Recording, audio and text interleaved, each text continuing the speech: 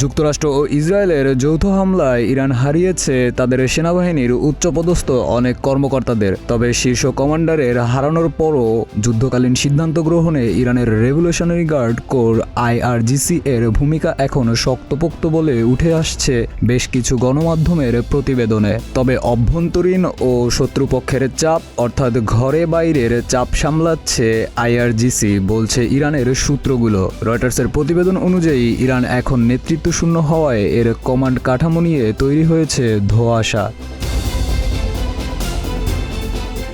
রয়টার্সের বিশ্লেষণে উঠে আসে যুক্তরাষ্ট্র ও ইসরায়েলের আগ্রাসন শুরুর আগেই রেভলিউশনারি গার্ডসের সিদ্ধান্ত নেওয়ার ক্ষমতা মাঠ পর্যায়ের কর্মকর্তারা পেয়েছিল। তবে এ নিয়ে আশঙ্কা করা হচ্ছে উচ্চপদস্থ কর্মকর্তা ব্যতীত মধ্যম সারির কর্মকর্তাদের ইরানের সীমান্তবর্তী দেশগুলোতে হামলা চালানোর এই ক্ষমতা অর্পণ করায় ভুল বোঝাবুঝি কিংবা যুদ্ধের পরিধি আরও বাড়তে পারে। এ নিয়ে অবশ্য প্রতিক্রিয়া জানান সামরিক গবেষক কাসরা আরাবি। তিনি রয়টার্সকে জানান, IRGCর বিকেন্দ্রীকরণ নীতি নিজেদের মতাদর্শ করে নিয়েছে, যা ইরান ধারণ করেছিল 2003 সালে ইরাক ও যুক্তরাষ্ট্র যুদ্ধে ইরাকি সামরিক বাহিনীর ভয়াবহ বিপর্যয় দেখে। এরপর থেকেই যার মূল পরিকল্পনাই ছিল বিকেন্দ্রীকরণ, যাতে ইরানের ভূখণ্ডে কোনো নির্দিষ্ট প্রদেশে হামলা হলেও তা থেকে আত্মরক্ষা করতে পারে এবং শাসন ব্যবস্থার কর্তৃত্ব ও শাসন বজায় রাখতে পারে।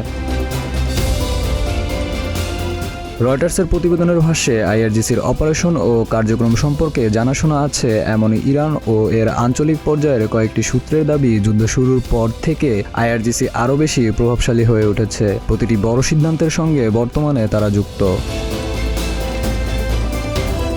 তারা এও বলছে, প্রয়াত আয়াতুল্লাহ আলী খামেনির ছেলে মোস্তফা খামেনিকে সম্ভাব্য উত্তরসূরি হিসেবে দেখা গেলেও এখনও আনুষ্ঠানিকভাবে নেতৃত্বের জায়গা পাননি তিনি। তবে তার সঙ্গে রেভলিউশনারি গার্ড কোর্পস বাহিনীর খুব ঘনিষ্ঠ সম্পর্ক রয়েছে।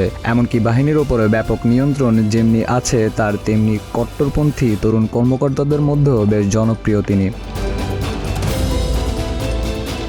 অবশ্য কাসার আরাবি আরও জানিয়েছেন, উপসাগরীয় দেশগুলোর বেসামরিক লক্ষ্যবস্তুতে ক্রমবর্ধমান বেপরোয়া হামলাগুলো প্রশ্নবিদ্ধ করতে পারে IRGCকে। এই জন্যই যৌথ হামলার 5 দিন পর কমান্ড কাঠামো ভেঙে পড়ার কিছু লক্ষণ দেখা যেতে পারে বলে দাবি তার। শাহরিয়ার হোসেন সৌরভ, প্রতিদিনের বাংলাদেশ।